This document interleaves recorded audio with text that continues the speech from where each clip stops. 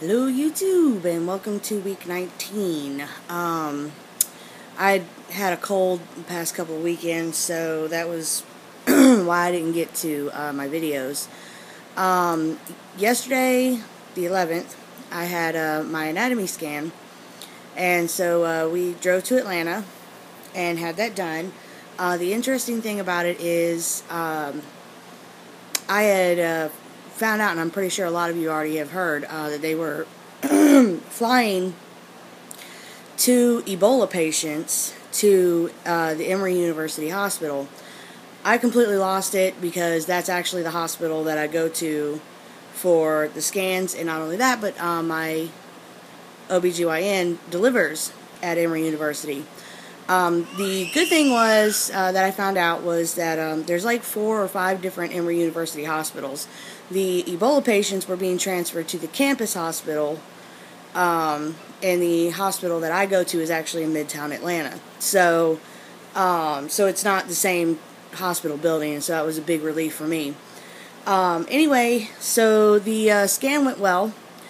So far, the baby looks fine. Everything looks normal. They didn't get as clear pictures as they wanted of the baby's face, so I have to go back in 2 weeks to have another scan just for the face, because they, want to really make sure that, there's no issues with like cleft palate or lip or anything like that. I also am being sent to the Sibley Heart Center with Children's Healthcare of Atlanta for a fetal echocardiogram. Basically what this will be is a detailed sonogram of the baby's heart, because since Timothy was born with a heart defect, they want to make sure that this baby doesn't have a heart defect. And the cardiologists with Sibley Heart Center are better trained and have better equipment for doing that kind of ultrasound. So I have an appointment for that on Monday, the 18th.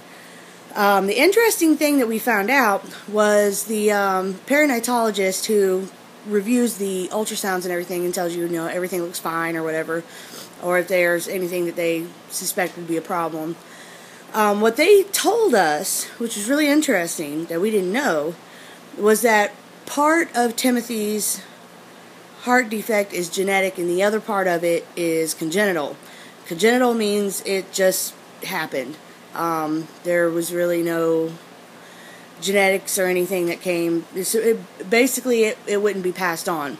So the part that's genetic that would be passed on is actually the bicuspid part, because what he has is bicuspid aortic valve stenosis, which means his aortic valve only has 2 leaflets instead of 3.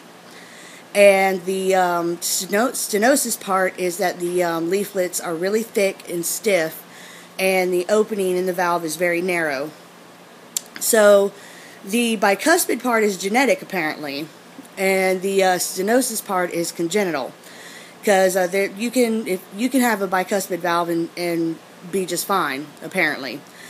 So they said because the bicuspid part actually is genetic, that that Thomas and I should both have our hearts checked to see if either of us have a bicuspid valve, and if we do, then chances are that it is genetic, so that it's good information to know, so that Timothy will know if he pass it on to his kids.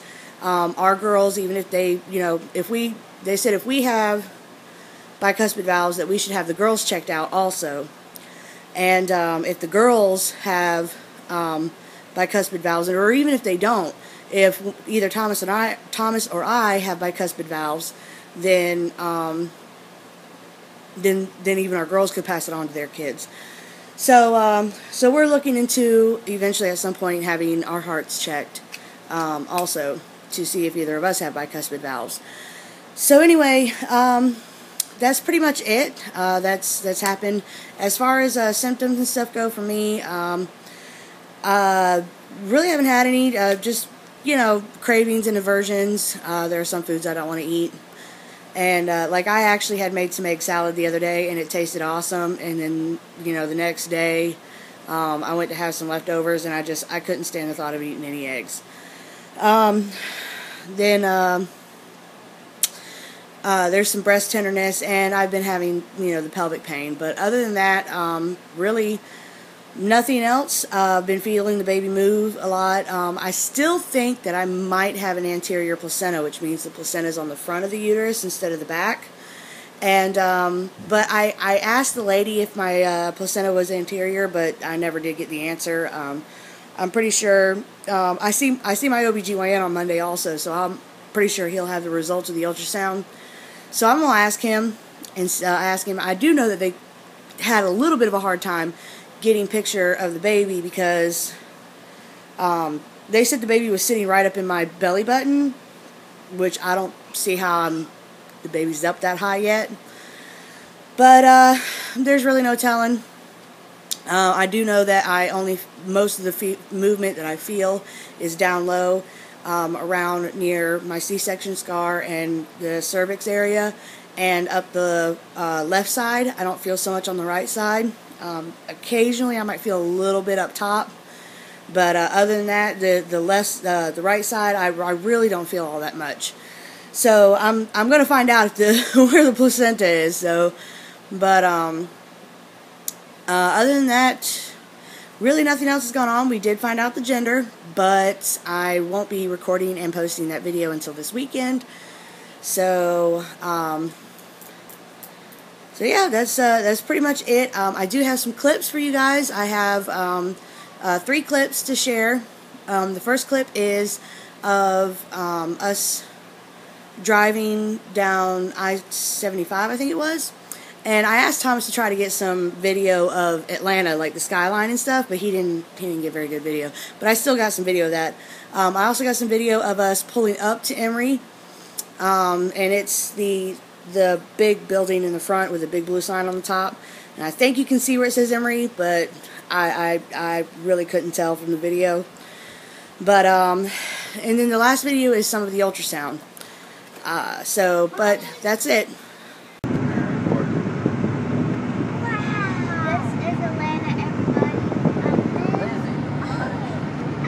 Tunnels. I hate tunnels.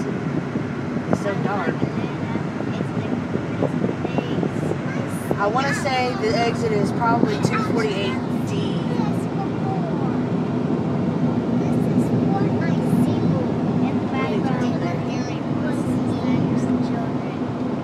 Yeah, it's coming up on 50 feet.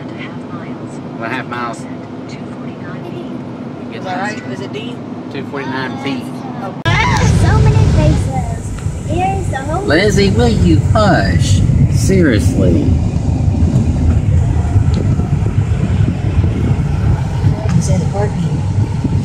Turn right at the end of the road on Peachtree Street Northeast. Turn right? They're probably taking me to the parking over there, aren't they?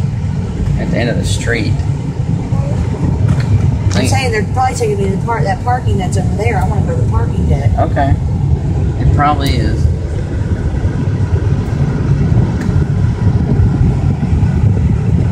Alright. Now this is where it's up here.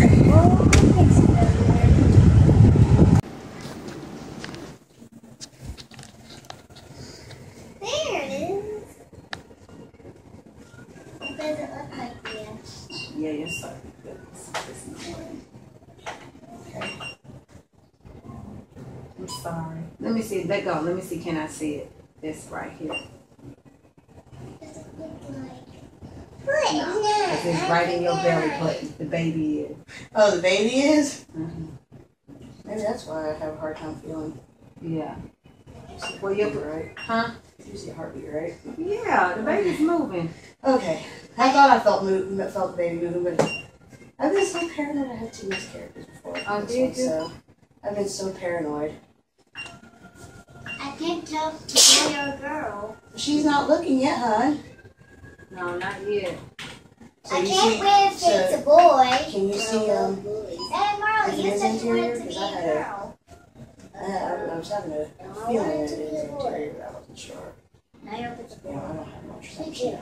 That's okay. See, you're gonna have your own partner in crime. Says what? You know what that word is? I can't tell anything.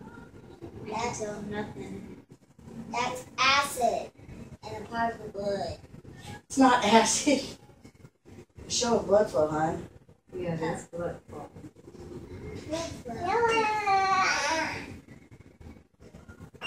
Okay. It's a little thing, okay? It's a little blurry. Okay. Turn all the way to... Alright, so there's the videos, the clips from us going and having the ultrasound done. So, hopefully we'll see you guys this weekend. I will, with our gender reveal video. And I will be, hopefully, I'm going to try to work on it this weekend if I have an opportunity, to do my newborn must-haves, since I know the gender now and everything. So anyway, so that's it. Thank you for watching. Thank you to any new subscribers. And you guys have a great day. Bye.